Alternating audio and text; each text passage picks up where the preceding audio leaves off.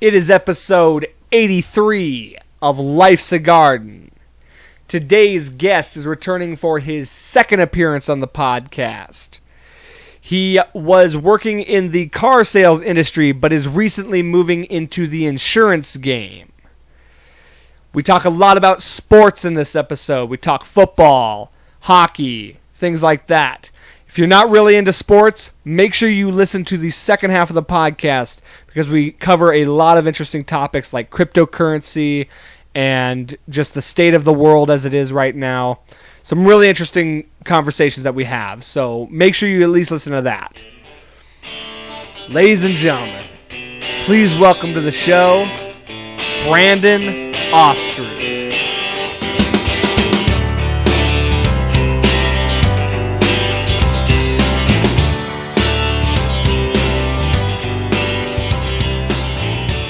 Let's go, Brandon. What up, my guy? How's it going, man? Welcome back. Thanks. It's been a while. Absolutely. Yeah. So we just got done watching the Broncos do what they do best and disappoint us. You could say fumble away the game. Yeah. Oh, dude. Definitely.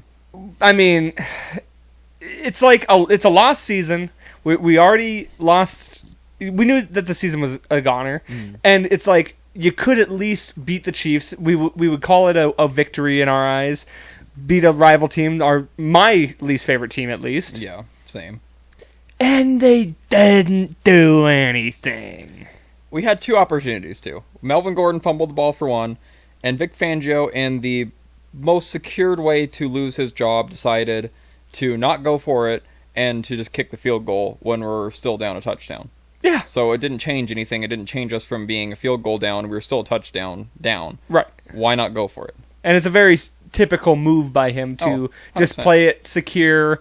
And, I mean, the thing is, too, though, and I was telling you about this earlier, is like, he'll go for it on fourth down when we really don't need to, or he'll go for a touchdown in a time that we don't need to.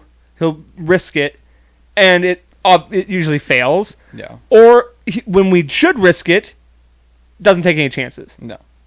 And it's typical. Like, he's done that his entire tenure in Denver. Yeah. He doesn't know. And another thing is clock management. Same thing.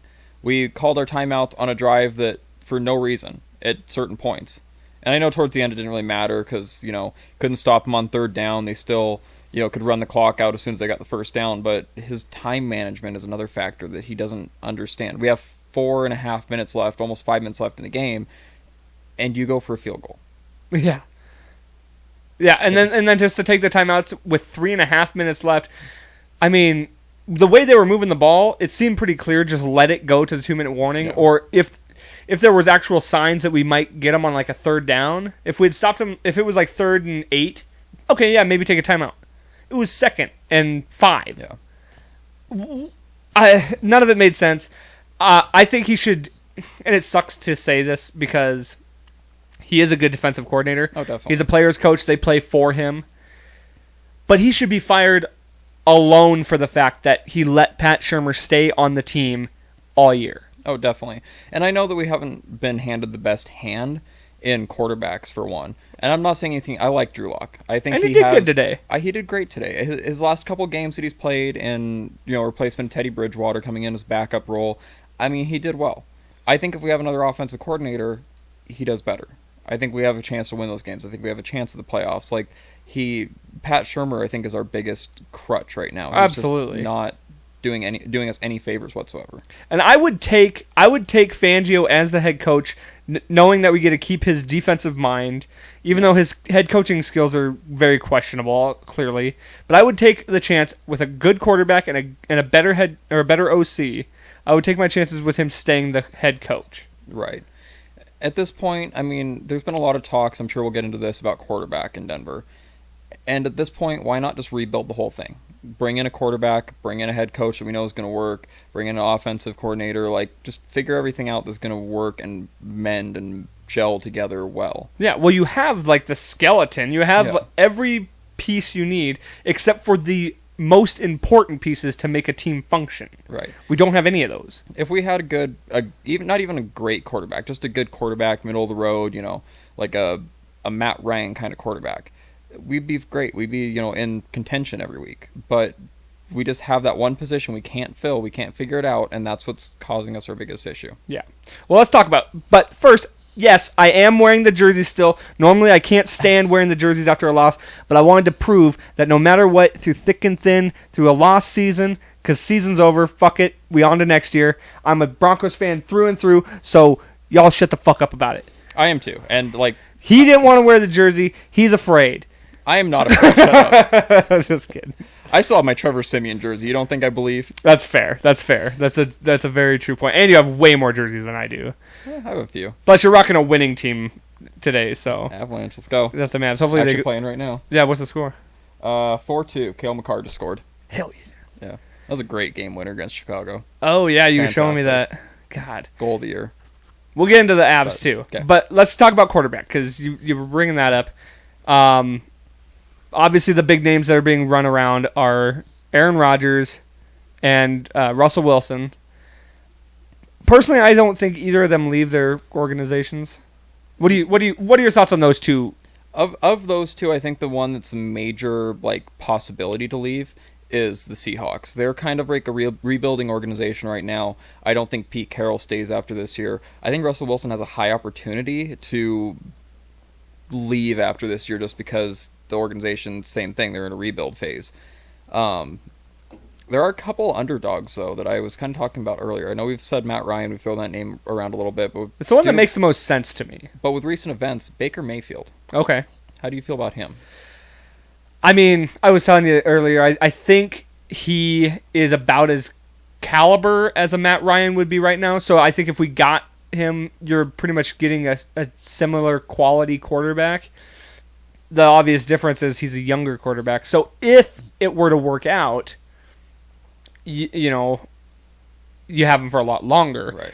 On the flip side, here's my downfall of it. If let's just say we got Matt Ryan or we got Baker Mayfield, in the event that they succeed, it's a positive in the Mayfield side because he's younger. We'll have him for longer. If Matt Ryan succeeds, it's unfortunate because he's older. He won't be around very long. You flip that to the opposite side. If they fail, at least on Matt Ryan's side, you can say, well, he's old. He's an aged out quarterback. It was just a missed fire. With Mayfield, it looks really bad if you get a guy like that and he fails still. That with the Mayfield side, if he doesn't end up in failure position, what he reminds me of a lot of is Jay Cutler. Yeah, he had a few good years, iffy years with Denver, and he goes to the Bears, and he doesn't necessarily light the world on fire. He just stays average. He's smoking Jay. He's just out there. He's a starting quarterback, but he's not one that every week has an opportunity to win. If you're going up against a great team and he's not doing well, then I doubt that he has that opportunity to win a lot. So I don't know, confidence in a few things like that come into factor that I am kind of iffy on with him. Yeah, but I don't know. I think he's in a better situation in Denver. I think most quarterbacks with what's built around the Denver organization. I mean, besides coach, like I said, even him he's a player's coach. So he's not a terrible coach. He just doesn't make the right basic calls in game. Yeah. He's a great coach otherwise, but I mean, it's hard to really get behind him on that because he makes some pretty boneheaded in-play judgment. And that's kind of an important part of being a head coach. Quarterback-wise, yeah, I think the team itself is built for... It's a quarterback's wet dream. Yeah. It's kind of a Tom Brady situation where Brady came to Tampa Bay. They already had the team. They just needed a quarterback, and look what happened. Yeah. So I think something similar could happen if we got a guy like Rodgers. Now, what do you think the likelihood Rodgers leaves based on, if they don't win the Super Bowl, if, let's say, they go to the NFC Championship again and fail, do you think it's more likely he stays, retires, or comes somewhere else, potentially, hopefully, Denver? Rodgers still has that winning drive in him. Everyone talks about him leaving Green Bay, and I don't see it happening. I really don't. I don't know. Kind of agree. He has his foot in. He knows the team. He's loved by the fan base. Last year was just, it's one of those situations where, the quarterback isn't happy, nobody's happy. When he's the star of the franchise, he's the face of the franchise, and everyone's, he can tell he's not happy. He's clearly made it vocal he's not happy, and they fixed a few things that I think that he's going to stay with Green Bay until he retires. I would agree. I also saw the same thing with Favre. I also thought the same thing with Favre. Thought the same thing with Brady, and saw what happened That's to both true. of them. And a lot of people base Rodgers' career around Favre because a lot of the same things happened. It's very similar, like mirror image almost sort of thing. But I still don't see him leaving Green Bay. Right. I think the Matt Ryan thing is the one that just makes the most sense to me, based on the fact that the Falcons are kind of ready for a rebuild. Yeah. It's very obvious. They lost Julio. They lost Calvin Ridley. They're brand new head coach, young team, not a very good defense, and they're everything they're basically the mirror opposite of Denver. We have a team, we don't have a quarterback. So I think Ryan fits right in, and he gets another shot at potentially winning a Super Bowl, or at least goes to a better team. So it favors him, it favors us, it favors the Falcons ultimately. And then to your point with Baker Mayfield, I just think they're still an organization that could win, so they're going to fight to keep him. Oh, definitely. Unless they aren't happy with him, if they don't want him, that's the only way that that he's leaving. Yeah. Because I think they already extended his option, his 5th-year option. Yeah. Well, and with Matt Ryan, the major upside I can see of that is, how old is he? Like 33? 37. 37. So about a little older than when Manning came in. I know he's a little older, but at least that would give us probably 3, maybe 4 good years with him. And that would give us a chance to, maybe not this draft because it's not very, highly quarterback centered. Yeah. Maybe the draft after that. I know there's some great quarterbacks coming in. I'm not a huge follower of college football. I just kind of follow what other people say. But I know we have some good quarterbacks coming in. That would give him a couple of years to sit behind him, kind of learn from him, from a veteran quarterback. And that sets us up for the future. We have an opportunity right away with an aging quarterback to get him his ring that he deserves and give us an opportunity to kind of sit somebody, let him learn, let him, whatever. I think Locke could even sit. And yeah. If we signed Locke to a smaller deal, yeah. I mean, I don't think he would do that. I think he would definitely test the market. But I think Locke is not a bad candidate to sit behind a veteran quarterback. He never really has. Yeah. Well, and I don't think Mahomes is that, I know he was highly rated coming out of college, but it wasn't the point where everyone thought he was going to be the player he is. Right. And he sat behind Alex Smith for a little while.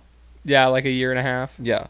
And so, I mean, that still gives him an opportunity to have a good player come in, learn from an NFL quarterback. Don't just throw him to the dogs like Trevor Lawrence or a few players like that. Like, the Jaguars are just terrible this year. A lot of the quarterbacks, I think Mac Jones is the only one that's really coming in and setting the world on fire with that. So, but he also got set up with a really good team. Right, yeah, you can't expect... You could have thrown anybody in with the Jags and expected about the same with Urban Myers, but... Right, and you can't really say much about Trey Lance just yet. Like, we've only seen glimpses of him. Yeah. Justin Fields not put in a very good situation. Same thing. Yeah. And also fighting with it's a quarterback battle in Chicago with that too. Well, in a lot of those players, it's like throwing a bottle of water on a dumpster fire. It's not going to do anything. You can't just put a Band-Aid on a total vehicle. Like, you have to fix something else to make it work. Well, and some guys come in and they do really well, like Joe Burrow. Yeah. But some guys need that time to develop or to sit behind and kind of learn the system, learn the league, and catch the speed of the game, all this. But and I think Locke could have been that guy if he would have had somebody to sit behind. He just kind of... And I think Lawrence could be that guy if he was on anybody else but the Jaguars. Yeah. I think Lawrence was a pro-ready quarterback. Yeah. He's just on a terrible, terrible team. Yeah. So I don't think Lawrence is going anywhere. Like, I think he's going to end up turning it around and becoming a better quarterback. He just needs weapons. He needs that help. And they'll get it. But with I was going to say that another thing about Mayfield, this would be kind of crazy. And I'm not opposed to the Mayfield thing. Like, I'm very much on board with that. The thing that would be crazy about that is I had Denver projected to draft him the year that he got drafted because I thought the Browns were going to take Josh Allen. Yeah. Which, in hindsight, probably would have been the better move for them. Like, Josh Allen still would have been the better pick, and we skipped on him. Which I'm really mad about still. I'll forever be heartbroken over that. But I had us, in my mock draft, taking Mayfield at 5. So that would be kind of crazy if we still ended up getting him. At that point, though, Denver's always been that team where if it's like still true. Like, what have we started? 11 different quarterbacks since Manning, and it's if they don't work out right away, we bench them. We don't give them time to develop. Like, we need to throw a player out there and see if he works. Well, and see, I think that was a product of both. It was a product of Elway. Oh, yeah. Really, because Elway felt the pressure from the fans or the organization or somebody. He felt all the pressure, so he always was trying to make the change. He never let anybody develop. Right. He never made the right decision. Flacco, Keenum, I mean. Yeah.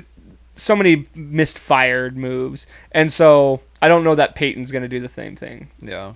Well, we'll see. Yeah, we will. Only time will tell. What do you think? Let's say Fangio gets fired. What are your thoughts? Who's stepping up? Like, who are we going to go get? I wouldn't mind Mike Munchak. Wouldn't be bad. Already coming up from within our organization. Yeah. Players already know him. I think he's a good head coach. We just need better coordinators. Yeah. As long as it's not Dan Quinn. I don't like that. I don't want an old coach. It's proven time and time again now in modern NFL, you need a young coach who's young. He's got a fresh mind. Sean McVay comes to mind. If memory serves me right, he didn't do great his first year or two, but look at him now. He led Jared Goff to the Super Bowl. They have a fantastic team. They are, at least in my mind, probably the number one prospect for the Super Bowl this year. Right. And same thing with like quite a few other head coaches that are young. Yeah. Freaking Kyle Shanahan. And, Kevin Stefanski. Yeah, Stefanski. The kid from the Cincinnati. Yeah. It's becoming a younger guy's football. And when they learn that, and Andy Reid, like, I know he's old, but... Well, you still get, like, the Mike Tomlins and the Belichicks, but there's a reason they're tenured coaches that are on the same team forever, because they're good. Or, a John Harbaugh. Right. But it's like... Then there's these certain coaches that are just meant to be coordinators. They're not quite head coaches. Yeah, and I think... I don't know. If Fangio had a better hand dealt to him when he started with Denver, I feel like he'd be in a better position. But because of everything that's happened, I just don't. He just hasn't proven to be a good head coach. He's not a Kubiak kind of coach. No. And I know he had a great team around him, but still. And he fits the mold in every aspect of it besides game management. Yeah. And that's a very important part. Oh, definitely. You can't not have that. Yeah. His game management, like his in-game decisions, all this stuff, it's terrible. Like Bill Belichick, he comes to mind. He's like the best master. He's the master of that. He knows like to the second when to call a timeout. He knows everything. And I'm not a Patriots fan at all, obviously. I'm, born and raised Broncos fan, but watching him when he knows what he's doing and does something that everyone's scratching their head at and he just has a grin on the sideline is one of the funniest things, because he just is that evil mastermind just sitting there like rubbing his hands together like, this is working out exactly how I want. Right. And then it always works. And we need somebody like that in Denver. I agree. Yeah. Other than that, everything else is in place. I don't know of any big free agents that we're going to lose this year. We signed a lot of guys, big important guys. So we need to get rid of Gordon. Yeah. I know we have one of the best two running back duos in the league, like him and. But it's Javonte. Javonte needs to be the starter. Yeah. He needs to not have any pressure of. Yeah. Boone would be a fine backup. Yeah, he's done great in the roles he's done. Yeah, so... And I know that it didn't pan out with Lindsey, but we could bring him back. We can always bring him back. He is a free agent. And I think he wouldn't threaten that first spot. I think it's become very humbling and clear that he's not really a number one guy. Yeah, and at the time he was. At the time he looked great out there. I would like to see a split back situation with Gordon or with Williams and Lindsey. Yeah. And Gordon, I think we do still have him under contract one more year. I think we do. So we're either going to cut him or we could trade him to a much needed, a running back needy team. Yeah. I would love to see that. I would too, even for picks this year. Just to and free up cap, Yeah. It would make a lot of sense. As long as we don't set ourselves up as the like the Giants. The Giants don't even have enough money to field a full roster this week. So that's so crazy to me. Very poor management on that aspect. And it's not even like they're a good team. Like, I know when we won the Super Bowl, we were a little over on cap. We did pay the, penalties and stuff for that. But it's not like they're even in contention. They're just a terrible team that can't pay their players. So it's like, how are you paying all these players that aren't performing? It also I don't understand how a pro sports team can have that bad of money management. Yeah. Same thing with the Coyotes. I think it was to the end of this month, and this came out like 3 or 4 months ago in the NHL. They can't afford. They have so much back taxes owed to the city of Glendale and to the stadium that they're going to get kicked out of their stadium. They're that bad of money. They're the last in the NHL. They're a terrible team. They can't win a game. They can't score goals, and they can't pay their taxes. So, I mean, it kind of brings that to mind as well. Like, I don't understand how a pro team could be that.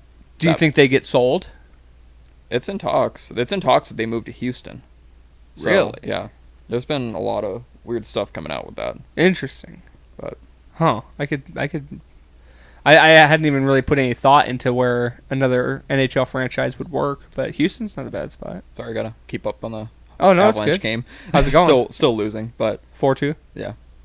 What's the period? I think we're in the going into the third period, so still a chance. Yeah. Yeah, let's talk about a winning organization. How about that works as long as it's not the Rockies, because that's obviously the Rockies are dead to me. Yeah. I'm a self-converted at this current time to the Cubs because I can't support an organization like that. But let's talk about the Avalanche. Yeah. Organization. Yeah, I can get down on some hockey. So you know more than I do, man. Take the floor. Dude, we have probably the best first line in the NHL. We got Nathan McKinnon, we got Mikko Rantanen, we got Gabriel Landeskog. When that first line is out there, especially with how good our defense is, like Cale Makar can go out there and he's like a forward in his own. So when you only have 5 guys out there, and you need to double team somebody like McKinnon, they usually have 2 skaters on him. That frees up Makar, and it frees up Landeskog, and it frees up Rantanen to do their own thing. And that really proved against, who was it? I think the Jets, that Landeskog went out and got a hat trick. Yeah. And he's a great captain. He leads the team. He's a fantastic guy. But he's not a goal scorer necessarily. Like, he scores goals. He still is, up there on the team, but he's not the number one guy like a McKinnon kind of guy. Yeah. But when he can go out there and do a hat trick, something like that tells you something that about tells you something. McKinnon, the power of just having McKinnon on the ice. Yeah. Oh, and that Makar goal against Chicago, I've watched that probably 100 times. Dude, that was you showed me earlier. That was pretty sick. Watching that live, my mouth just dropped. I could not believe that. Well, he's a defenseman too, and he's a defenseman. He's probably one of the best scoring defensemen in the NHL. Yeah. And he's going up against Doc. He's going up against him, going up, just doing whatever, and then he just turns around, goes straight at the net, and scores it. Front hand, backhand, lifts it up, puts it in the net. That's crazy. And especially against Marc-Andre Fleury, who is arguably the best goalie in the NHL. He's a little down this year, but still one of the best. One of the best of all time. Yeah. Yeah. I think he's like 3rd all time in wins. Wow. And he's just the fact that somebody can go out and do that, and the entire Avs organization is just fantastic. We won Presidents last year. We're young. We've got probably 5-6 all-stars. Even when your second and third line still show depth, and your third line of defense is still like Eric Johnson, and you still have great players out there. That really shows how much depth they have. And if we don't win Presidents this year, then I really don't know what else we could do. Like, I know Darcy Kemper's a little bit of a iffy in net. Like, if something happens to him, we really don't have the depth because he's going to get worn out. The same thing happened to Grubauer last year. He just got worn out. And going into the playoffs, that's going to be a huge thing. But, I mean, if we can get somebody before the trade deadline, I think that really cements us as Stanley Cup favorites, which is awesome. That would be amazing. I mean, we were last year, too. And oh, yeah. Like, we just had a few... It's... Another thing, too, is, like, I think those guys they're getting used to being a playoff team. Yeah. It's not like something that just... I guess some teams do. Some teams just come into the playoffs and they just wreck. Yeah. But it's like some guys, maybe they need to get used to that feeling of the pressure. And going back to what you were saying about being a young team. If you're a young team, it doesn't matter if you win your first 2 years, 3 years, in the playoffs. You need to learn that experience. You need to know what's happening. It's not just another hockey game. You're playing for something major there. And even if it's not like a football game where, it's one and done, you're still playing like 4 games, whatever. It's still like you need to gain that experience. You need to know what's happening to really get a grasp on it and be able to play to your top. Right. So, I don't know. This year, I think it's Stanley Cup or bust. I would say so. There's some tough teams in that conference. Oh, there is. Last year, we had a little bit of competition. This year's looking a lot like the NFL is. Like there's, coming up to the last couple weeks of the season, you still got 12 teams in it for the playoffs. It's kind of the same thing. We've got a lot of people in there still in it, but Avalanche are doing well. I think we're 4 games behind because we kind of got offset because they shut a few teams down for COVID. Right. But we're 4 or 5 games down, and we're only like 6 points out. I saw that. That was definitely we've got the best winning percentage in the league. Yeah, that's what counts. Okay. So if we can finish these games out and keep the same thing, we're gonna be President's Cup again. Boom. Boom. Because they got it last year, didn't they? Yeah. Hell yeah. I wish the Nuggets were doing better. Like the Nuggets are doing good for how injured they are. I mean, they're out 2 starters, and I haven't been paying attention as much as I did last year. It's just been rough, man. Yeah, I'm not a basketball guy, so right. That's unfortunately something I can't really comment much on. I'm just not a basketball kind of guy. Oh, I hear you. Yeah, I mean, nothing to be said, really. They're going to make the playoffs, I'm sure of it. Yeah. Because everybody below 8, I just don't see us losing to any of them. Well, and even not being a basketball guy, but seeing Jokic out there and being in talks for, like, MVP kind of stuff. Oh, he should be MVP again. Yeah. In fact, he should be looked at as an MVP more so this year than last year because he literally is carrying the team now. Really? Oh, yeah. I mean, he pretty much was last year, too. But now he actually is. He's the only... I mean, there's a couple other guys that are stepping up and stuff. But the win percentage with him on the court versus off the court is staggering. Really? Like, the numbers drop almost exponentially. So, they were showing the stat lines of all the guys that are in Kevin Durant, and I can't remember... I can't remember who the other one that they're talking about as potential MVP, but probably Steph Curry. Probably. But all the stats they're showing, Jokic is just right there with them, if not above them. And they're just not talking about him because they're not winning. Like, they are winning, but they're not, like, a top 3. Yeah. They're, like, 6 and 7 seed, usually. Well, and that's the same thing with all Denver teams. They're a small market team. They're not, like... Denver probably has one of the biggest fan bases for football, but then when it comes to anything else like Rockies or Hockey's Avalanche pretty... or anything, you're talking about the full market. Yeah, they kind of sit lower on the market teams. They're not like I would say hockey is Colorado's kind of a hockey place. Yeah, well, more so than like the Rockies or the Nuggets for sure. The Nuggets are definitely the least popular team in Denver for sure. Which is crazy because I feel like they have always been a perennially good team. Like, I know they've had their off years, but they are still a good team. They've always had stars and stuff. Yeah. It's just, like, I mean, basketball is a coast. You know, it's a New York, California, LA. Yeah, it's a big market. Chicago, Detroit. Well, and even up here being, like 500 miles from Denver, all you see is Golden State Warriors, Chicago Bulls. Yeah, you don't see any Nuggets stuff because it's very franchise based. Definitely. It's not as much, and you could say the same about baseball in some senses too here, at least, like Yankees and Dodgers. But like one of my best friends is, born and raised here. He's a huge Yankees fan. That's all he cheers for. Yankees. Not even like a second team, nothing like that, just a Yankees fan. Well, and there are real Yankees fans out there. I think it gets lost in the thought of, like, just everybody's a Yankees fan because it's just, like, the team. Yeah. But, like, there truly are real Yankees fans out there. Same with, like, Cowboys. Everyone's like, just a Cowboys fan. Even if you don't watch football, you're still a Cowboys fan. At this point, realistically, who would want to be a Cowboys fan? You know what I mean? Like, the idea of people just being Cowboys fans because it's the Cowboys, that doesn't really ring true anymore. Like, if you're a Cowboys fan, you're a true Cowboys fan. Because they're not, like, just dominating or like they're doing good this year, but the last 10 years they've pretty much been dog shit.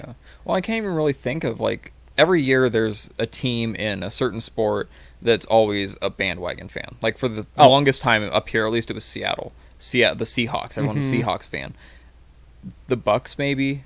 The Chiefs are definitely the bandwagon team now. Yeah, but you still don't see that many people that are Chiefs fans. Oh, I do. I've seen a lot. More than I ever have in my entire life. Yeah. It's like, Yeah, I just because they're a winning team. It doesn't even necessarily have to be the fact that they won the title a couple years ago. It's more the fact that they are a good team with a good playing, like a lot of good players. So they're fun to watch. Yeah, and that always happens. Yeah, the Warriors, another example of like a team that's very bandwagon heavy because they're just so stacked with talent, and you're always going to see a show. Yeah, what would that? I mean, you don't really see a lot of that in hockey because hockey's just not a popular sport. Like it used to be. It's not really as much anymore. Like when I remember when the Red Wings, when they were like going strong, there was a lot of hockey craze. A lot of people are getting to that point right now with the Avalanche. Like we have 7 games this year where we've scored 7 goals, and that's like my problem with soccer. It's not a high scoring game. If it's a high scoring game, I'll watch it. But at least with hockey, it's high intensity. It's high intensity, and like with the Avalanche, you know that there's going to be short shifts. You know the top line's going to go out there, and you know that every time McKinnon and Landeskog and Rantanen are out on the ice, there's a chance to score. Yeah. Every game. Like, it's just fun to watch. They can go up against the other team's top line, and it's just watching them just tic-tac-toe it, put it in the net every time. I could definitely see if you're like a major hockey fan and you're not really a set team. Yeah. I could see you like just becoming like a bandwagon Avs fan at this point. Like for the same reason, just a very stacked team. Yeah. And the thing that's nice about the way the Avs got stacked, we drafted most of those guys. Like it was mostly in-house. Yeah. And in all fairness, the Warriors could say the same. Like most of the guys the Warriors have gotten were drafted by them. So I'll give them that. When they got Kevin Durant, I was like, fuck you guys. Because then they just became a super team. Yeah. They went out and got like one of the top players in the NBA to become this super pack team, which they already were. And it just seems funner. It just seems more like well-deserved when you've built that team. Yeah, the Nuggets are the same way. The Nuggets pretty much built that team. They drafted all their stars. And I love that. It just makes you feel, I don't know. Like, I remember the Packers. The Packers are a great example of a team that, I don't know, they don't really do it as much anymore, but I remember when Mike McCarthy was the head coach, pretty much their whole team was just drafted. Yeah. They had like maybe 5 guys that had been free agent. It's crazy. Yeah, it's more fun that way because then you get to see them like go from being a rookie, still doing well, but just working their way up to watching them just be like a superstar in the league and watching them be the best like of all time almost. Yeah. Yeah, it's definitely, and not just paying all the money to get the best guy. Yeah. I don't know. I can't even think of any head coaching candidates that I would want for Denver.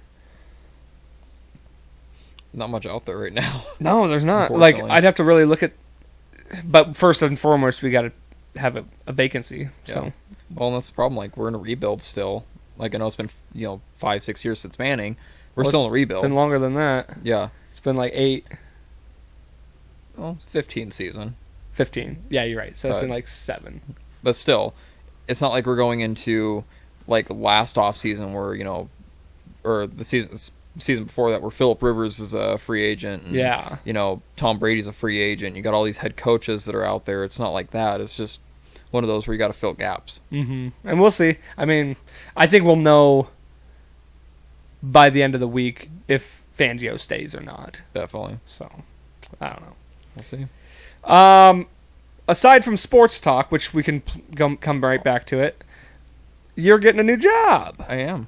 I'm going to be a producer for my cousin at Farmers Insurance, which is pretty awesome. Cadence Settlement Agency. How do you feeling about that? I'm excited. Yeah? I'm excited, yeah. Last time we talked, I was, pretty set in car sales and it's kind of sad to leave. Not really a reason for it. I just had an opportunity and needed to take it. Definitely something you can always go back to. Maybe not necessarily to that same dealership, but, I mean, any dealership will take a salesman. Well, and that's a nice thing is when I left, my managers all told me, like, hey, you know what? If it doesn't work out, come back and see me and we'll give you a job back. One of the guys that actually got me the job up there, I bought a car from Nissan, and it kind of just led into me getting a job there. When COVID hit, I wasn't going to sit on my butt and do nothing, so I got a job there. And he actually got transferred to one of our other locations, a Chevy store, and he immediately heard that I quit and wanted me to go up and talk to him, so I went up and chatted with him. He's still a good friend of mine, so he's like, if you want to start here today, like, I'll hire you today. I'm like, no. Like, at Menholt? Yeah. I'm like, Emmett, like, that's not what I'm doing. I'm not, there's not a reason I'm leaving. It's other than I just need to try this opportunity. Well, it's security that you know that you're welcome to go back or you have other options if per se this doesn't necessarily work out in whatever facet. Yeah. It's not what you're looking for. You're not making quite the money you were hoping for.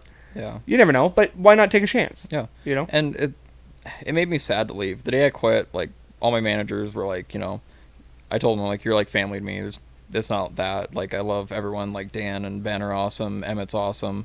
Kyle, Sterling, Malik, you know, just everyone there is just awesome. And I miss them all. I still talk to them pretty much every day. They're still, you know, great friends of mine. It's just...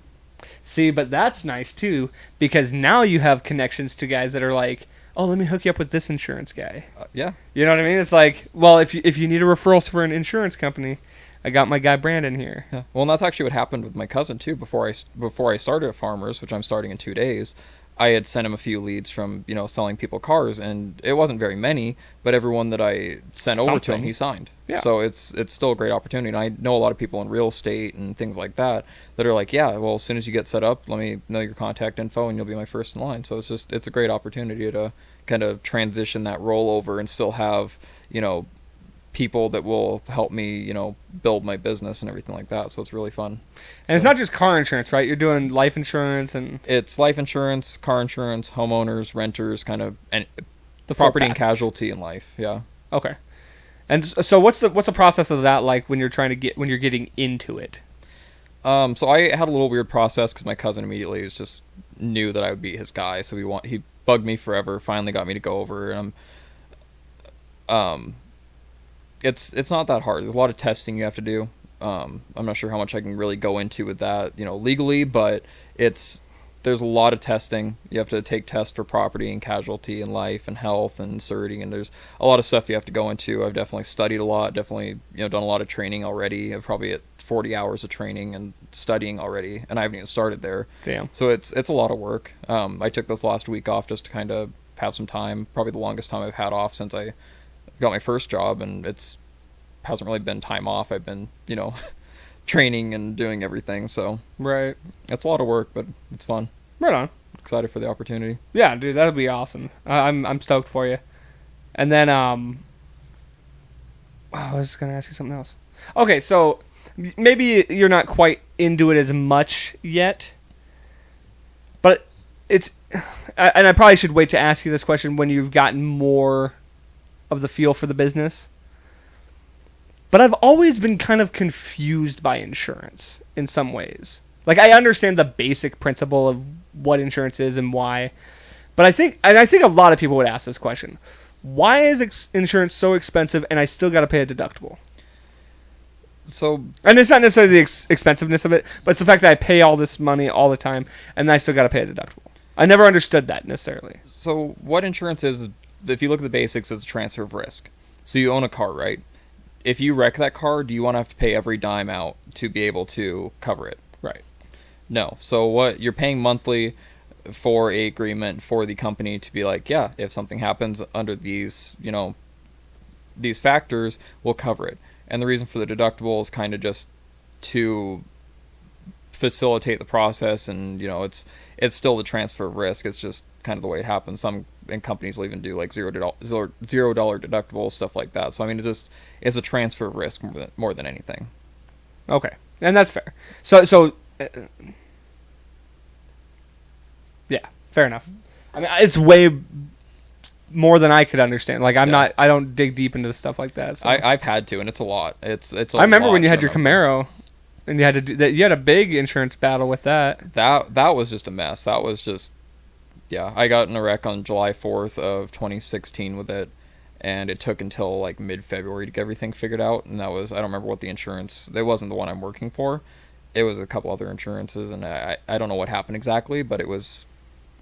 It all got figured out in the end, but it was just a lot of it was on the other party because he was lying to them, and a lot of stuff happened with that. So it wasn't really on them; it was more on the other guy that was involved in the accident, which I was not at fault for, but he was trying to turn it to where it was. So right, yeah, and I will come talk to you about seeing if we can lower mine to see if we can bundle my home and auto.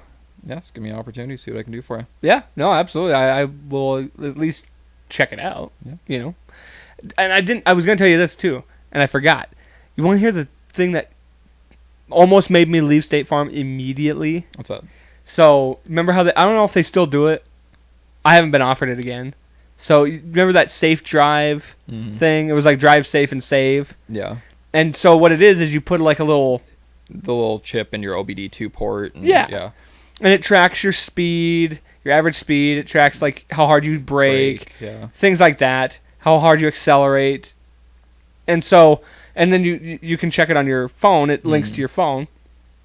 Well, I had like an A+ rating or whatever. It was a good rating enough, and it straight up tells you what your like discount will be after so long. Well, it just so happened that right before, like a month before my discount was going to be applied, something happened with my like app or the fucking chip or there was some malfunction somewhere in there that they couldn't like find the information to show my discount. And it was like a pretty substantial discount that I was going to be receiving. Yeah. So I didn't get that discount, and I almost flipped out and quit them immediately. And I think they ended up giving me some kind of a relief because of the bullshit. Yeah. And actually, I think that's what it was. I said, I don't want any part of this fucking drive safe and save shit. Like, you teased me with this discount, and then I didn't get it, so I'm done with this drive safe and save shit. And I still stayed with them, but I think I did end up getting a little bit of a discount, and that was on my Avenger. Okay. Just because of the whole malfunction. But I was like, this is bullshit. Like, what a coincidence. Right. Yeah, I'm not sure. I mean, like I said, I'm not sure how much I can really go into a lot of that, but I mean, stuff happens, unfortunately. I don't know. I could kill them. It's probably not legal. Yeah. But yeah. I'd be happy. I'm sure you would. Oh, and then also, I think we talked about this last time, but you're getting married soon. July 2nd of next year. Well, this year. This year. Yeah, it's coming up, boy. Less than 6 months. How you feeling? Nervous? Excited. No. Excited. Good. Excited. That's the right answer. Right on. Yeah, I'm excited too, man. I love going to weddings, and I love being in weddings. Yeah. I know a lot of people don't. They feel like it's a lot of work, or like you have a bigger role. You got to be in the wedding. You got to dress up and do all the photos and all this stuff. I love all that stuff. I don't know. My biggest part is I don't want to have a wedding that's like, you have to do this and this and this and this and this. Right. And like, I just want to be married to my best friend. I don't know. I'm just excited to spend my life with her. The wedding's just a part of it. I mean, she's excited for it, and I'm excited for everything as well. But I mean, I just want it to be fun. I don't want it to be like, the groomsmen feel like, it's a job. I've never felt like that. It's a job or anything. It's just have fun. Well, I just know most people don't really love weddings in general. Yeah. It's either they love them or they're like, ugh, wedding. And they'll like the reception is fun, everything afterwards, but like the ceremony and all that stuff, people just get like, some people do and some people don't. Yeah. I'm one that does. I enjoy weddings. I've always had fun at weddings, and I don't know. There's something about it I like. Yeah, I don't know. I've only been to what? I've been to Mac's wedding, Buddy Michael's wedding, and I think that's it. I think I've only been to like 2 or 3 weddings. I've also only been to 2. Well, I've been to a few. I've been to probably in total like 4 or 5. Yeah. But I've been in 2, and those were like the ones most recently, and I think the other ones I was a kid. Yeah. So I didn't really. You'll be in mine, so. Yeah. Yeah. Which I'm excited for. Yeah. But it's like, I think a lot of it, honestly, is because I don't do a lot of weddings. So it's exciting. I've done way too many funerals and not enough weddings. Actually, what am I talking about? Like, I went to my cousin Ellie's wedding, and that's one of my all-time favorite memories, because it was all my family in one place. Yeah. It was up at Flathead. And pretty area. Yeah. Yeah. It's were you still thinking Chico? I think we're gonna do Chico. Yeah. Okay, I couldn't remember because you had mentioned maybe doing like Flathead area, something like that. But I don't know, we aren't doing a traditional like bridesmaid party and stuff. We're just gonna do like a cabin weekend. I don't know. That sounds great. We should do some fishing. Oh, definitely. The more I was thinking about if we're gonna be up on the Yellowstone, we're gonna do fishing. You know me. I know. I probably would have just been sitting in the hot spring, but yeah, I'll go fishing. Like, I was just thinking the other day, like, I haven't gone in so long. I'll look like a dummy out there, but as long as you're having fun, dude. Doesn't matter how you look out there. I still remember how to cast. I remember all that stuff. I need to get out fishing. That's one thing I'm excited for working where I am, is I'm gonna have weekends off. So especially considering my cousin's the one I always go with, and I'm gonna be working for him, so we're gonna have an opportunity to be out more often. Yeah. Because what was it, 2 years ago? We were out every weekend. We had the same days off. Every weekend we were out, going up to Paradise Valley and fishing or floating the Yellowstone, going to Bighorn and floating it, Stillwater and fishing. Like, we were always out camping and doing everything. So I'm excited to be able to do that more this summer, camp and do everything. Yeah, I guess that is a big benefit, is the fact that, like, as a salesman, you're on the clock all the time, basically. You're always on call. Like, if somebody's coming in and it's your sale, you got to get your ass in there, or somebody else is going to take it. Exactly. Yeah, and that's one thing, like, with cars, is, like, on my day off, my days off are Wednesday, Sunday. Sunday, the dealership's closed, so it's split, so camping is pretty much out of the question. Like, Wednesday, if I'm just chilling on my day off, customer calls me, I either have to split the deal, and I only get half of it, or I have to go in for 3, 4, 5 hours at a time to deal with my customer. I had to do that multiple times, and it drags on you when you can't really plan anything. You only get one true day off, and you're usually working like 10-hour days. Yeah, if it's anywhere like a Toyota. Yeah, I kind of got to the point where I just quit going in early and quit staying late. I was, if it was an 8 to 3 shift, I'd be gone at 3:05, or if I didn't have to come in till 11, I wouldn't be there till 10:50. But if you're doing like bell to bell every day, it gets old, because it's just it's a lot of sitting around, 10 or 11 hour days, sitting there calling and texting people, and you get people constantly that are flaking on you. Or what my favorite is coming in on your day off and having somebody be like, yeah, I'll be there on Wednesday. Come in Wednesday, sit there for 3 hours. They don't show up, won't answer your calls, won't answer your texts. So you go home, and then they show up an hour later. That's one of the things that just drives me nuts. Yeah, so I'm sure there's some definitely dragging aspects to the sales. And I could never do it. Sales is sales, no matter how you look at it. Absolutely. And so, what will you be, Monday through Friday? Yep, 9 to 5. Hell yeah. Oh, God. Very nice. That was my favorite part about when I left Olive Garden and went and did Toyota, is just knowing I was going to have a Monday through Friday, 8 to 5, rather than having to have split shifts or night shifts, weekends. Not knowing when you're going to get off, not knowing what your schedule's going to be week to week. Not knowing how much money you're going to make. Because, some days you make bank, some days you make nothing. Some weeks you make nothing. Yeah. And, like, I don't know. It's everyone's dream is to not have to work that 9 to 5, be able to have an open schedule, do whatever. But when you have it drives you nuts. At least for me, I never thought a desk job would be fun. I always thought I'd be one of those people that was out working with their hands. I always thought I'd be like a carpenter or auto repairs or something like that. So being able to have a 9 to 5 job right like now is just fantastic. I'm so excited. Oh, dude, it's the best. And I've been kind of considering potentially getting another second job just to like catch back up, because Christmas and some of my trips kind of took it out of me. But tax returns coming out soon, so maybe we'll bounce back a little bit there. I don't want a second job, because the more I thought about it, I was like, God, I just love this 8 to 5. Yeah, I don't want to do an all day. And the thing is too, I can work extra hours over there. It's not a big deal. So if I'm going to get a second job, I'd rather just stay there and just get more hours there. Are you over there? Are you hourly, or do you get paid flat rate? It's flat rate. So if it's like a 1 hour job, you finish it in half an hour, you still get paid for the hour. Correct. Okay. Yeah. And so it becomes easy to get extra hours that way, but also there's the downside of the fact if there's no work, or if there's little work, not a lot of hours. That definitely drains a little bit too. So right, but you can also do like little things around the shop and flag that as work, because you're still doing something for the company. Like if I go out and shovel snow, I can write that down as an hour that I worked, or however long it took me to do it. Right. So there's ways to get around it. It's obviously your check's going to look a lot better if you have a few days where you flag 20 hours as opposed to days you flagged 8. Right. Yeah.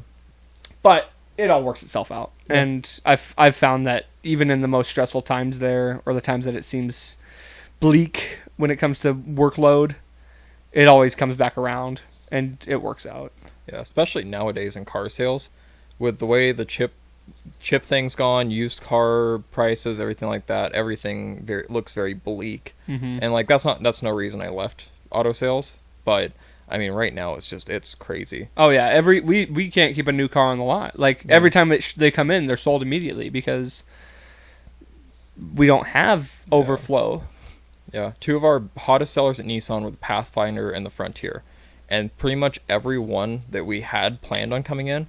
So it's a little different. Like Nissan will tell us like, okay, in the next 6 months you'll have this amount of cars. And then they kept cutting it, and they kept cutting it, and then they kept cutting it to where they'd be like, yeah, you have 40 of these vehicles coming in, but then when the month comes where you're supposed to receive those, then they cut it to like 2. But one thing I was going to bring up, like with used car sales, so I bought my Dodge Ram, I had a 17 Ram 1500, loved that truck, did a few things to it, but I bought that for $32,000, and the market's gone so crazy. I bought it when the market was already up. I sold it last month for $6,000 more than I bought it for. Damn. And the way the market's looking, like for leases, I got a brand new top of the line Frontier Pro 4X, and I'm leasing that thing with a 89% residual, I think, 89 or 90%, which is, I don't know if you know a whole lot about leases, but that's incredible. That's why I leased mine too. I don't know what the residual was, but yeah, but like it's awesome to be able to not have to worry about a car payment at that point. Like you have one, but it's very minimal. So. Hell yeah, dude. Yeah, it's just like the car market, the housing market. It's a seller's time. It's not a buy. Like if you want to buy, somebody's got to buy it if you're selling it. Yeah, everyone's buying it. And the problem is the same thing. Like cars and houses are both the same way. Like let's just take the car market for example. There's no new cars hardly being made because of the chip manufacturers. And a lot of that bleeds down from like COVID, from when it all set in. They shut down the plants. And so there wasn't any new cars being made.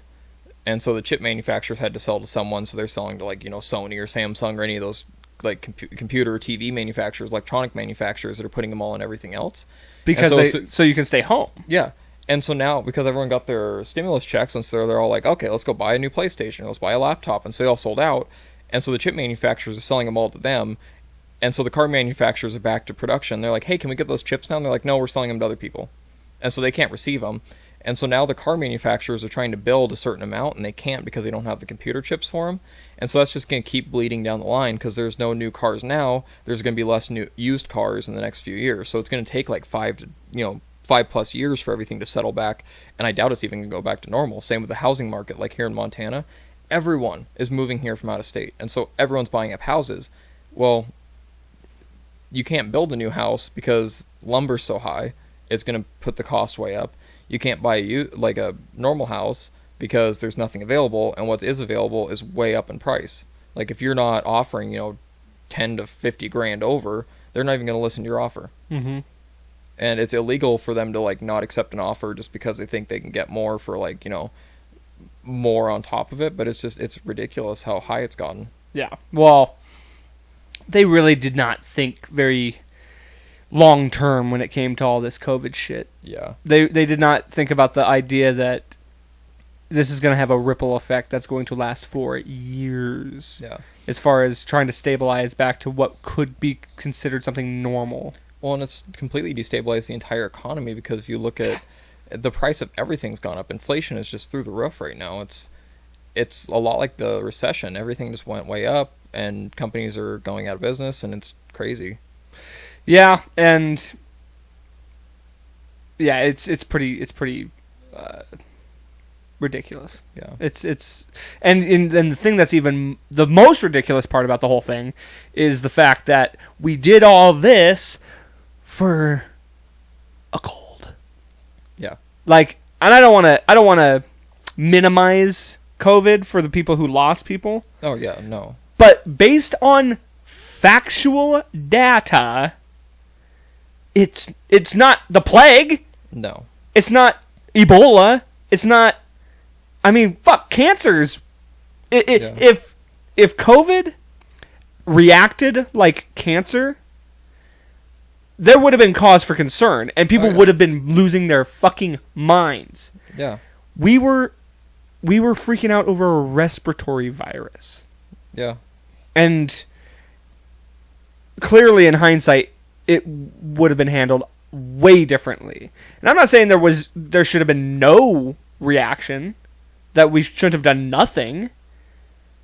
but I think it was a bit of an overreaction, and it's fucking us now. Yeah. Well, we're playing, like, there's two different sides to it. You've got to either, play it as it's happening and stop it, or you have to try to stop it once it's already there.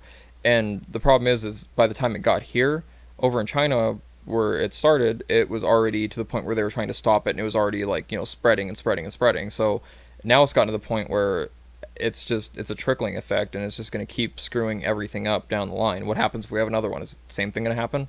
We're going to shut everything down again? It does make me wonder, like, the way we overreacted to this simple fucking virus. The fact that there's almost no question that it was a manufactured virus. Right. Released. I mean, I'm not going to say it was released purposefully, but think about this. Let's just say governments colluded. The biggest governments in the world, China, U.S., collude to release this virus, overreact about it, say, we know what we're doing, this is what's best for you, shut the whole the world economy down, force everyone inside. And what are two giant things that have been kind of on the upswing since COVID and are now being broadcasted as, like, these mainstream ideas? Meta, virtual reality, like this whole idea of don't go anywhere, just stay home. Yeah. The whole working from home, automation. Think of, like, they've been pushing automation. Yeah, for years. Yeah, that's already been a thing that's been on the line. Cryptocurrency. That's the other thing. One world currency. This is like, it's literally, and I don't want to become conspiracy here, but New World Order shit. Yeah.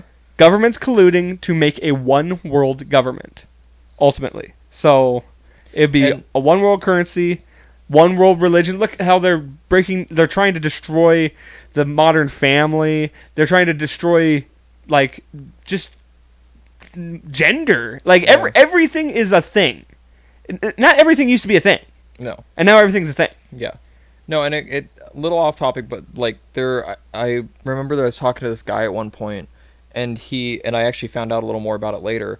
I don't remember the exact details, but there is a conspiracy theory that the Queen of England is the ultimate ruler of the world.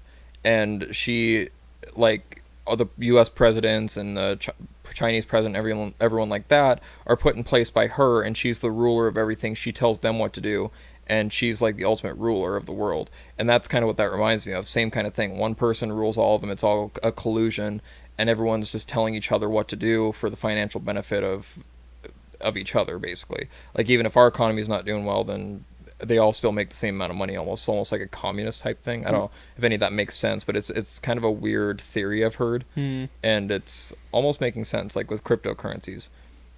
And the funny thing is, a lot of the governments, like China, pretty much just shut down cryptos. Yeah. And so that's taken a huge hit to their market. Like, I don't have a whole lot of money, a couple $100 in cryptos, but watching it fluctuate as things happen is crazy. Like, when China pretty much, told people they can't have cryptos. I don't know what the exact, things that they did was, but it just destabilized it, and it'll go way up or way down, way up and way down. It's like the stock market, same kind of thing. And so, I don't know, it's just, a lot of that's kind of crazy. Also, metaverse, stupidest thing ever. Yeah, I mean, like with NFTs, you can, have this NFT, this picture that you buy for thousands, if not millions of dollars to put in your metaverse, house. It's like virtual real estate is a legitimate thing they're talking about now. Why? That's crazy. I saw this thing about a Meta Walmart. You go and buy groceries for your Meta house.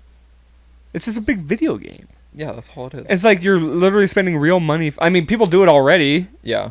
Buying, like, packs on Madden or something like that. Yeah. You're basically paying money to win. Same kind of thing. If you have the money, you can be the best person in Meta. You can be, like, the president or something like that. I don't even know how it works, but it's the dumbest thing I've ever heard. Oh, well, dumbest thing I've ever heard. I mean, we've been literally kind of predicting this for years. Yeah. Like, this was something that was always joked about or talked about or depicted in movies or television or something. This was the virtual world, the Matrix. Yeah, it's the Matrix. You know, and it's literally, we've been talking about it for years, and now it's Yeah. coming to light. It's really happening. Biggest question is, did the Simpsons predict it? Because if they didn't predict it, it won't happen. They did. I They did. just saw. Of course they did. Yeah, it was literally like a future version of all of them, and Yeah. it's Lisa's daughter, and she literally like plugs into her neck, and she like zonks out, and she's in the virtual world. It's fucking freaky. Yeah. It's almost like one of those movies where when you die, you get like cryogenically frozen, but you can still live, and your brain still like, you know, produces receptors or whatever to keep you alive, but you live in this virtual world. Like, I wonder if that's something they're trying to It wouldn't shock me, develop, man. or- I mean, you look at Elon Musk is doing the Neuralink thing. God, it's all going to become one at one point. But then it's like, we still have a physical world. So what happens to that? The elites take over.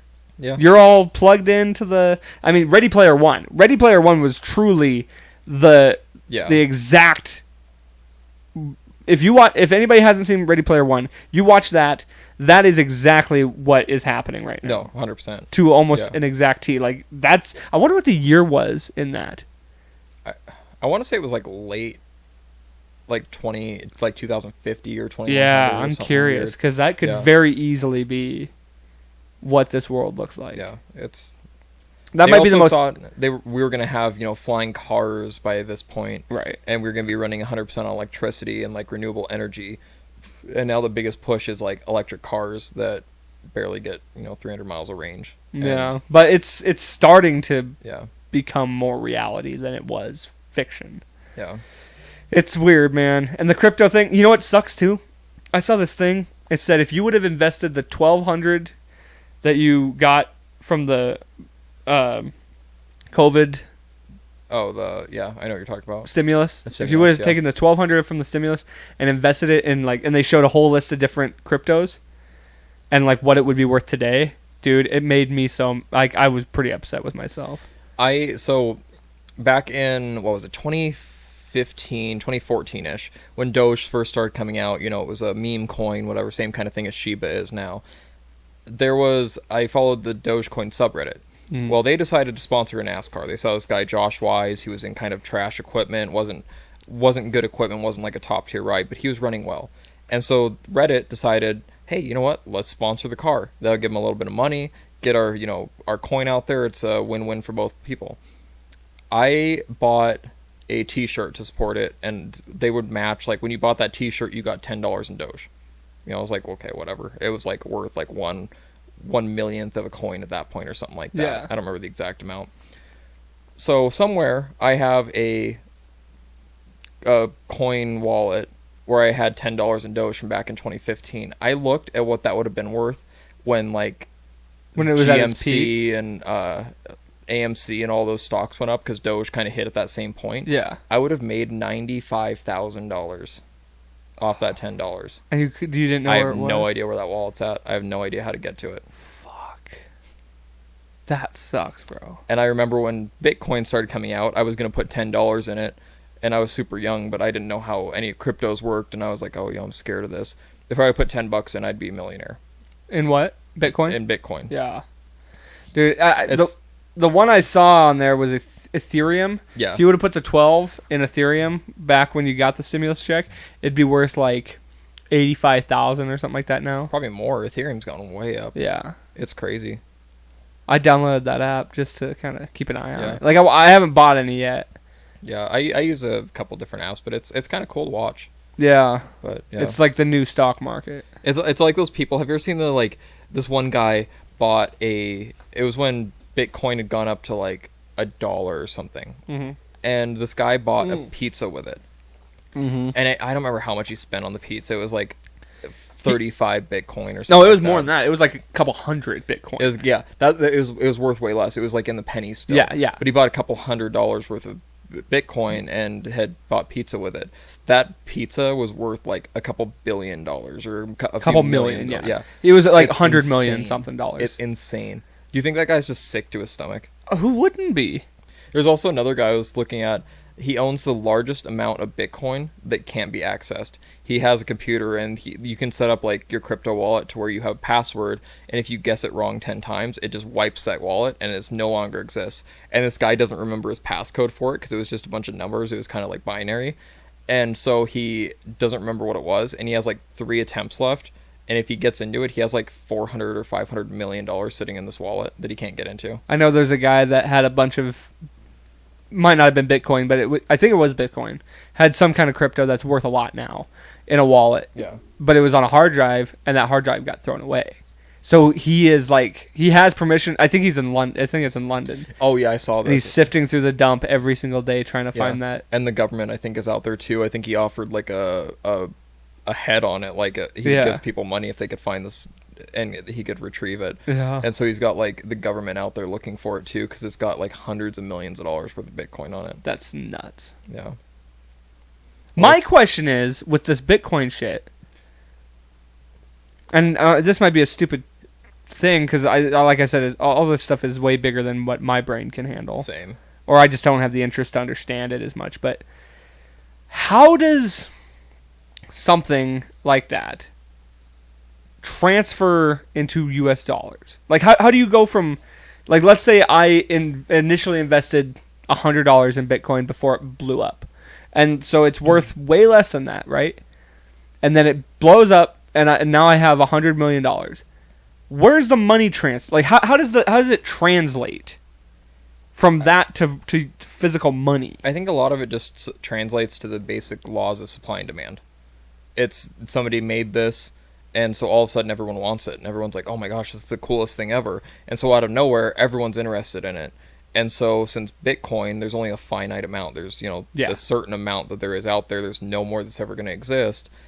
Now that people are into it, everyone wants it, and so that drives the price up. I think that's kind of what the basics of it are. It's just the basic laws of supply and demand. Now transferring into U.S. coins, same thing. Somebody's going to pay a monetary value for something. That's true. Okay. So like if they put the value of it goes major, up. Yes. So therefore some millionaire out there is paying that amount for what I have. Like with the newest Spider-Man movie. How much did they make? I'm pretty sure they broke the box office record for like first month or first week or something like that. Yeah. Imagine if they put that out there and you have all these fans that are out there and want to see the new Spider-Man, but they only allow 400 people to watch it. And that's all they're ever going to allow is those 400 people to watch it. If you sold your rights to it and you had already bought it, it would go way up in price. Say like those 400 people paid $1, but you have like 20 million people that want to watch it. The ones who are rich are going to be like, oh yeah, heck yeah, I'll pay you $10,000 to go watch this movie. Right. Same kind of thing. It's just value. I feel like it's value. It's what somebody deems the value to be, and that's going to drive up the price and drive up supply. Yeah, that makes sense. Clearly, I don't think about this much because that's a very obvious answer. I could be totally wrong. No, it makes sense. That's just what I'm guessing. It makes absolute sense. I guess to me, that kind of money just doesn't make sense. No. When I think about like the amount of money that is, but to some people it's nothing. So, and I saw this guy on the internet that I don't remember where I saw it at, but it was to put into idea how much Jeff Bezos is worth, and it was with grains of rice. Yeah. It's like one grain of rice is worth $100, and you just see these piles grow in increments, and you see his pile of what $1 billion or however much he's worth, and the pile of rice is like the size of this table here, and that's each one of those is worth $100. Yeah. You think of how much a $100 bill is worth, like you and me, and think about having a pile of them that high, like in equal size. Yeah. It's crazy. It's like watching the Joker and the Batman movies. Remember when he's like sliding down the pile of money and just lights it on fire? Dude, yeah. Yeah. Well, and it's crazy to think about this too. So some dummy was, I think Bezos is worth like 150 some billion or something like that. Some crazy. I think. Well, was he the first billionaire? Him and Elon? No, not at all. I don't know. There's a lot of billionaires out there. There's not a lot. Oh yeah, you're right. But he's gonna be the first trillionaire, I think, is what I was thinking. Yeah, he could potentially have been, but I don't think so. That's a lot. I hate rich people, so I really don't pay attention. But and you could say the same about anyway. You could say Elon or Bezos because Elon's technically the richest guy in the world now, or he's not because there's like princes and fucking dudes in countries Saudi Arabia, that their money isn't disclosed. Salt and Brunei. Yeah. There's oil type, like guys who own big oil shit that their money's not necessarily public. But some dummy saw this thing and was like, 150 some $1 billion, and they were like, they could give every single person $1 billion, which is wrong. Yeah. But it's not incorrect to think that they easily could give every person in America $1 million. Yeah. And completely, two things would happen if they did that. The first thing would happen is it would 100% it would kill poverty. Poverty would no longer exist.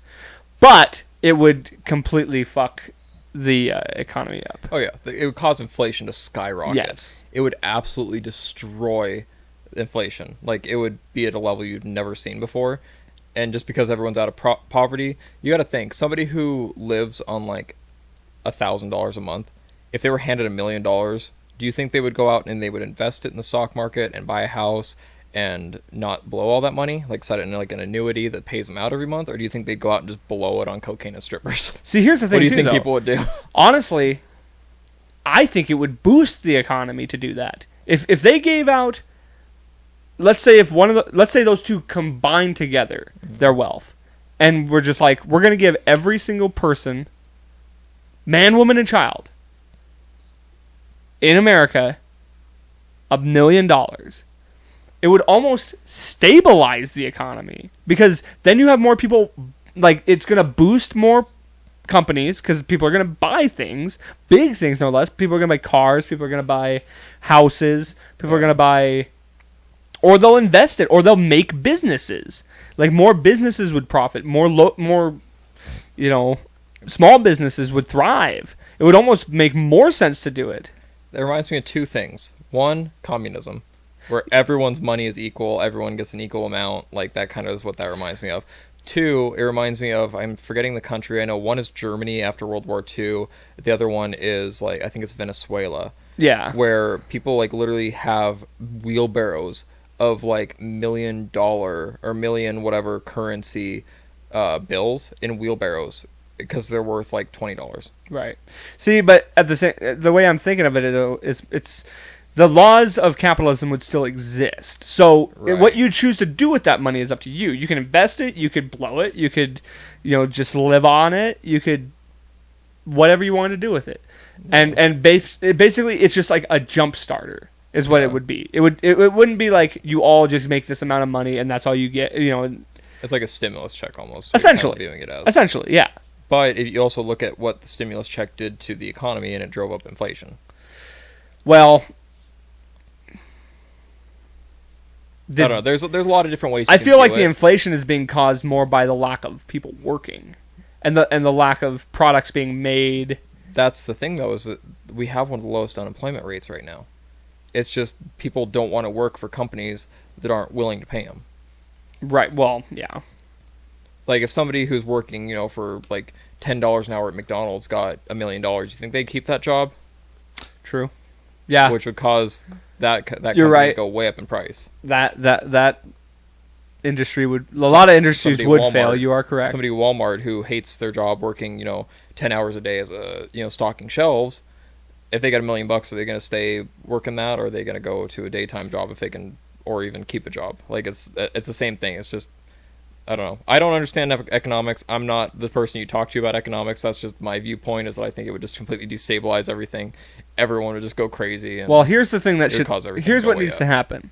In a perfect world, Elon needs to create all the manufactured, all the automated stuff that's going to create, basically do all the basic jobs that people don't want to do, and then everybody gets a hefty amounts of money, basically like the universal income, and then we all get to just fucking be free. Yeah. Like, labor no longer exists.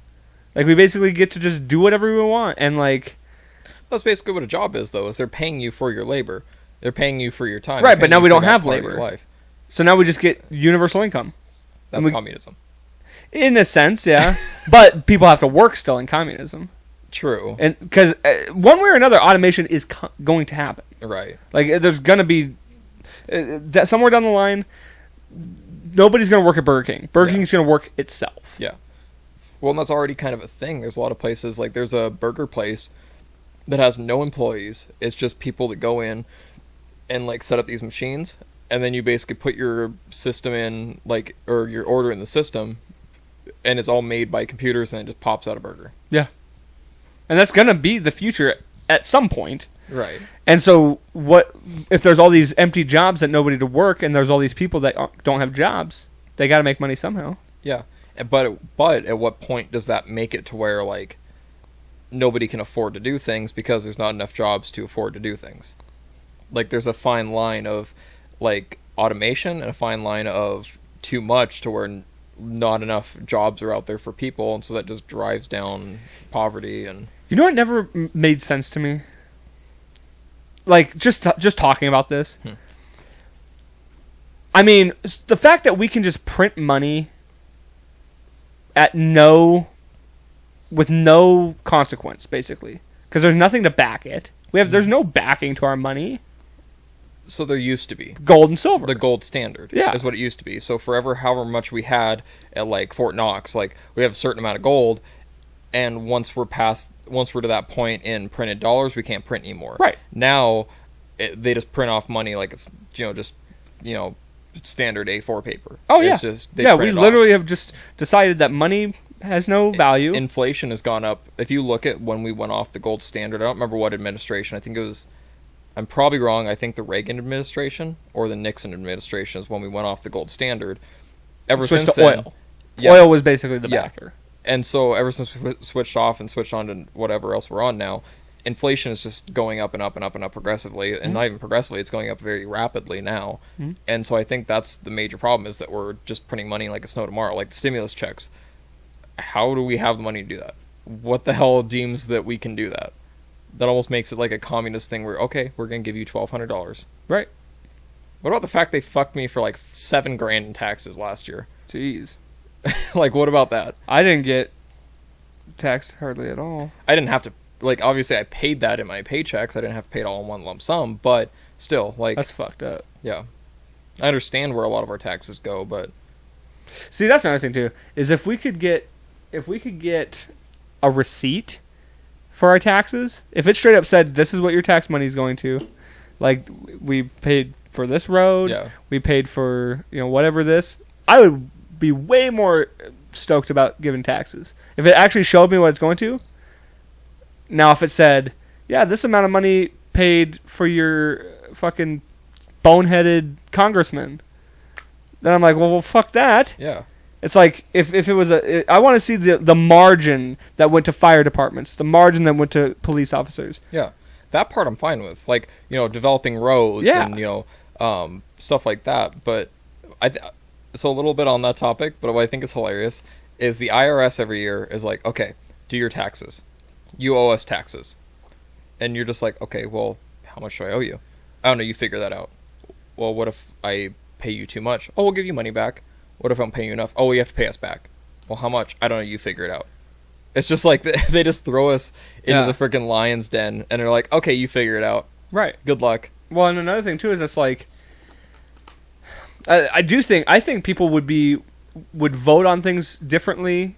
Their opinions would be different if they actually did see where their tax dollars go. Oh, definitely. Like, that's the money you earned. If you could physically see, this is the amount that is being spent on this from your money, not from like the lump sum. Right. I want to know exactly where my money's going. Like, you want to see like a breakdown of every single dollar down to the penny where your money goes. Right. Or if you dig deep enough and you do enough math, you could probably figure that out. But the fact that you don't put that just out there, like say you do your taxes, when they send you your refund check back, if they gave you like an itemized receipt of this much that went to this much went to this much went to this, it'd be a hell of a lot nicer. Or if we could allocate our own taxes, like if they were like, now which ones of these groups would you like to send your tax money to? I want to send it to the fire department. Almost like a stock kind of option almost. Yes. It's not like you're getting money back from it, but it's like, okay, you owe 12% in taxes. Where do you want this, like, break it down to where you want your money to go? That would show that would also show them a lot more of where people view, like, if 80% of people out there are like, man, we need to put more money towards the fire department. Or more Like, money okay, toward roads. More money towards roads. Or they put more money towards this. Or national defense. Yeah. Or whatever. But then that also brings up the point of overfunding. What if, the fire department of the Well, US, let's just say... instead of getting, like, the, $300 million they get like $50 billion. What are they going to do with it? Right. Yeah, you're right. I mean, there could be a cap Yeah. on things. But then it's like... And we should be able to vote on the cap. Yeah. It's like... Because all these fucking Congress people are, like, spending our tax money like it's nothing. Yeah. They're just like, yeah, I'll take a fucking private plane. Yeah. Or, oh, yeah, I'll give myself a little bonus this month. We don't see where their fucking... Yeah.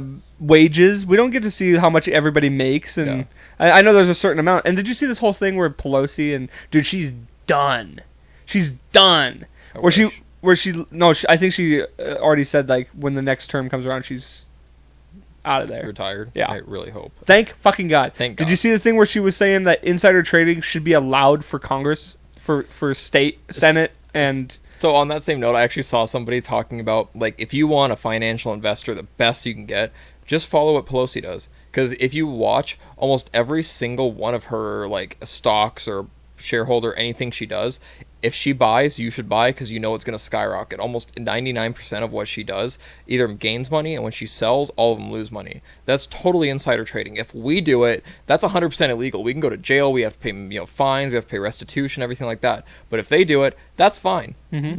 Nobody, not that nobody cares, but nobody does anything about it. But what's even worse is they get to vote on things that will make things boost or fall. They have the power to make those things boost and fall. Yeah. I mean, I don't know this to be true, but this is something that I've heard.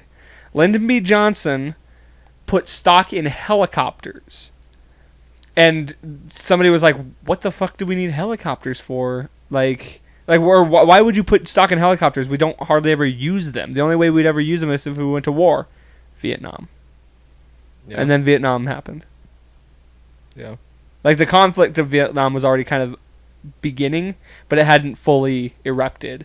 Yeah. After he bought stock in helicopters, Vietnam happened. I don't know that to be true as a fact, but I had heard that. I've heard that as well, and I don't know. That's insane. It's ridiculous. And I don't understand that we're the ones who elect these people, but when we put them in office, we have no idea what they're going to do with that. And most of them, no idea what they're going to do. Most people that vote just vote for a party line. They don't vote for people and what they actually stand for.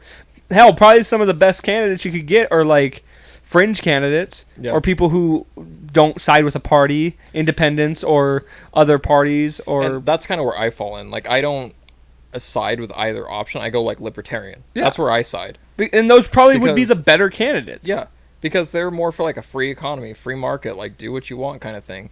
And it's so ridiculous. And this is kind of what, when the Constitution and everything kind of came developed, is they literally warned us like years in the future, like you're going to try to avoid party lines, is basically how they put it. Not in those exact words, but everyone nowadays is so you're Republican or you're Democrat and that's it. Everyone, it's not like, well, I see these sides of things, so that's understandable, so I'm going to go for this person. It's, I'm Republican, I'm going for this guy. I'm Democrat, I'm only going to go for this guy. Yeah, doesn't matter if he's a fucking piece of shit. It doesn't matter. If he's a dummy. Yeah. It's blue or red. That's so stupid. Everything follows that. So if, like, everyone is so upset about the Trump administration, everyone started going Democrat. But now look where we are. Everyone's like so pissed off and irritated about everything. They're like, I'm going Republican next time, or I only voted for him because I didn't want the other guy. Yeah, which was stupid. And it's like, and everything is politicized. It's like, I voted Republican. Oh, so you must hate transgender people. It's like, who said that? Who said that? Because that so happens to be politicized with one party. That means that somebody's a transphobe, or somebody's a racist, or somebody's a this, or somebody's so a that. Anti-gun because they're a liberal. Yeah, which is crazy. It's like you can actually have other ideas that don't fit a party line. Right. You might vote for a certain party. That doesn't mean that you live by every standard, but we live in this world where that's just how it is. That's how people view you. Are you a tennis fan? No. Have you heard about tennis lately? Kinda. Are you talking about that girl? The guy who isn't allowed in Australia because he's unvaccinated. I had not heard that. So I don't remember what his name is, but I think he won I think it was in Australia last year. He won whatever. The Australia Open. Yeah. And so now he's not allowed back in the country because he's unvaccinated. It's the same kind of thing. All you hear about is certain things because like a media group or something like that is so one-sided towards that. Yeah. Like it's ridiculous. Australia has become a straight up dictatorship. So here's what's funny about Australia. So a lot of their economy is based on China. China's invested, and that's what they've been doing since they've become a world superpower. Like Africa is a huge thing. They've been throwing money at Africa, like billions and trillions of dollars for dams and bridges and infrastructure and buildings and everything like that. And they don't expect a dime back. They expect that country to listen to them. That's what happened to Australia. If you look at Australia and New Zealand's like the way they are with COVID. Yeah. Like New Zealand, if you aren't vaccinated, you're not allowed in the country. Right. They will not allow you to even get on a plane that's headed towards New Zealand because they will not allow you in the country unless you're vaccinated. And that's what China's done with Australia. They are basically trying to buy up like assets in countries, so they have to follow their rule. And that's the biggest thing with Australia right now. They are becoming a dictatorship. They're saying you can go outside for 2 hours a day, 1 hour where you can see people. You have to be this far apart. If you aren't, you're going to get thrown in jail. If you have a modified car, if you have an exhaust on your car, you're going to go to jail. If you have a tuner on your car, if you have more horsepower than what we're allowing, you're going to go to jail, and we're going to put your car in the scrapyard. We're going to shred that car right in front of your eyes. You're going to go to jail if you do this. And a lot of it's just coming down from China, adding infrastructure into that country, and they're like, you know what, you have to listen to us or you have to pay us that money back. And everyone's like, oh my God, we don't have anywhere near that amount of money to throw into you guys, so we're going to listen to you. Same thing's happening with Africa. If you look into a lot of I think it's Zimbabwe, they built a dam there, and they put like a $2 or $3 trillion into that country just to build infrastructure and try to make it a first world country. But if they don't listen to them, they have to owe all that money back. Just conquer. Yeah. Yeah. Yeah, same thing that used to happen, thousands of years ago, hundreds of years ago, They're basically doing what the Nazis did, except they're doing it without guns. Yeah. They're not forcing their way in. They're doing it a less militant way. Yeah. They're doing it a political way. They're doing it with the dollar bill. Yeah, they're doing it with the dollar. Money. Because I guarantee you, if you went up to somebody on the street today and go, I'll give you $10,000 if you do this, they're going to listen to you. Yeah. And be like, if you don't do that, you have to pay that back. They're going to go do it. Right. So it's the same kind of thing. Fuck, man. Yeah. That's scary. Scary to see it. Yeah. And I'm not going to quote all my facts. I'm not going to say everything's 100% accurate. That's just what I read. And you know how the media is. The media is one-sided. If you don't dig into things, the media is going to dictate what you hear, and that's what you know. Yeah. They're going to try to, like, Jazine Maxwell. How much have you heard about that trial? Yeah, she did get convicted, though. She did, thank God. But how much did you hear about it compared to, like... Kyle Rittenhouse. Kyle Rittenhouse, exactly. You heard all day, every day about Rittenhouse. Yeah. And everyone's up in arms about it. But how much did you hear about the biggest pedophile ring in the world? Yeah. Nothing. Well, because they want that shit behind closed doors, because probably the network big executives names. are going to be the ones that are on there. Oh, there's tons of millions of names. We need to see that fucking list. The public deserves to know which fucking elite people out there are goddamn pedophiles. 100%. And when you see people like Bill Clinton and Donald Trump and Eminem and Bill Murray and all these people that are standing there next to Jeffrey Epstein, you know something's up. Yeah. When there's flight records that show that like Eminem went to Epstein's island, you know something's up. I did not know that. Yeah, and that's part of like Pizzagate, which is a conspiracy. I'm not going to go into all that, but that's it's kind of crazy when you like really start reading into things. I'm not sure how much is true, but you also don't know how much you read every day is true. Well, here's what's true. Here's one thing that is without question, without there's no gray area here.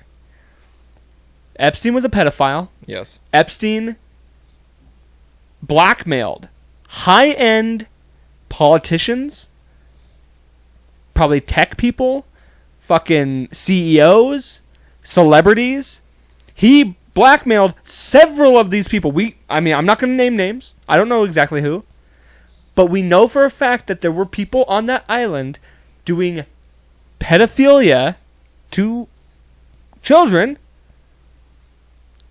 And we deserve to know who those people were. Yeah. But that's another fact. The media won't tell anyone. So I'm a huge NASCAR fan. I'm sure you know that. Yeah. One of my favorite drivers used to be Brian Vickers. Well, he all of a sudden, he retired from the sport, faded into obscurity, and he hasn't been on social media. He hasn't been on anything. He hasn't done any news, whatever, ever since the Jeffrey Epstein thing, if you look back at it. Well, it turns out his wife was an assistant to, I don't remember if it was Epstein himself or Ghislaine Maxwell. And the fact that she was an assistant, it sounds like she was the one who was helping get all the girls onto that island, all the, teenage girls and whatever. And so she knew something was up. But it makes you wonder if he also knew. Because there's no way you're married to someone for 20 years and you don't know that they're involved in a pedophile ring. Right. Like, it makes you wonder how many people you look up to every day that are doing things behind closed doors. Jared from Subway, for one. Oh, dude. Yeah. If you read into that, that is disgusting. Of course. Yeah. Elvis Presley, with, like, his, he basically just maimed or, like, deformed, what was her name? I can't even think of it right now. His wife or girlfriend or whatever, he, like, helped mold her from the time she was, like, 14. Wow. Paul Walker, he was dating a 16-year-old when he died. There's so many high names. Well, and you got, like, Woody Allen. Yeah, Woody Allen, he married his stepdaughter. Yeah.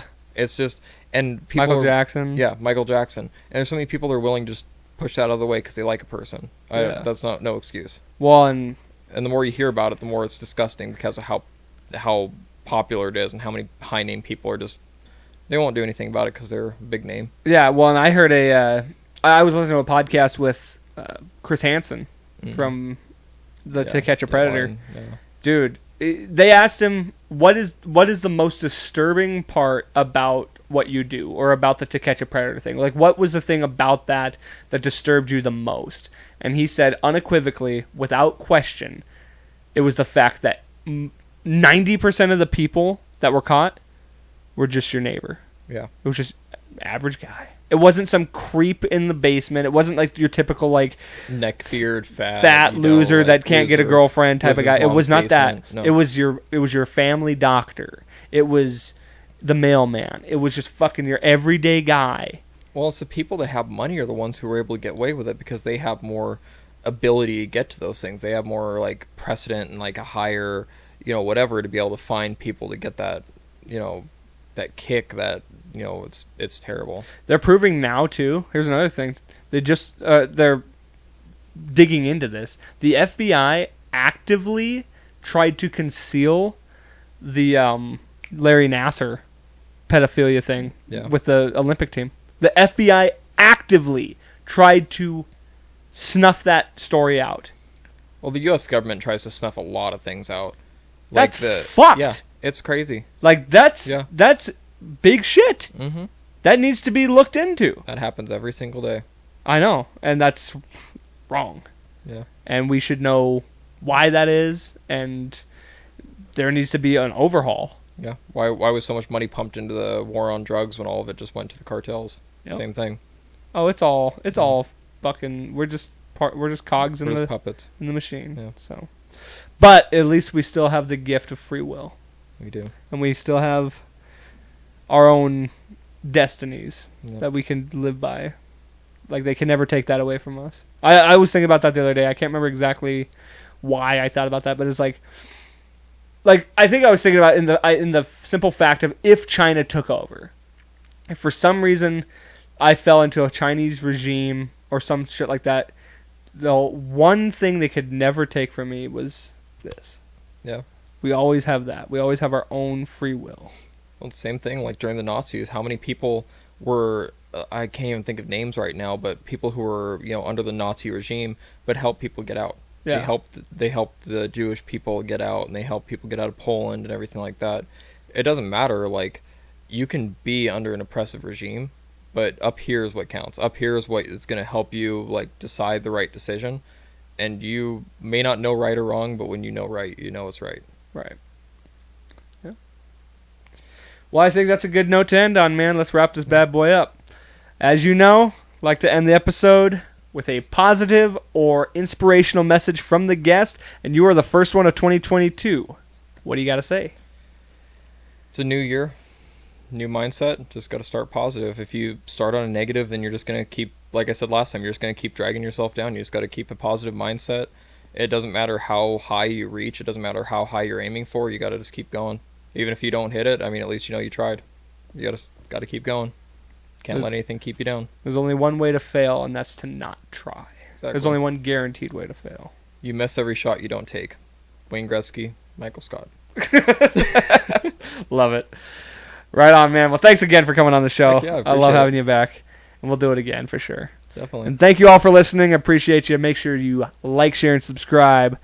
But most importantly, don't forget, life's a garden. Dig it.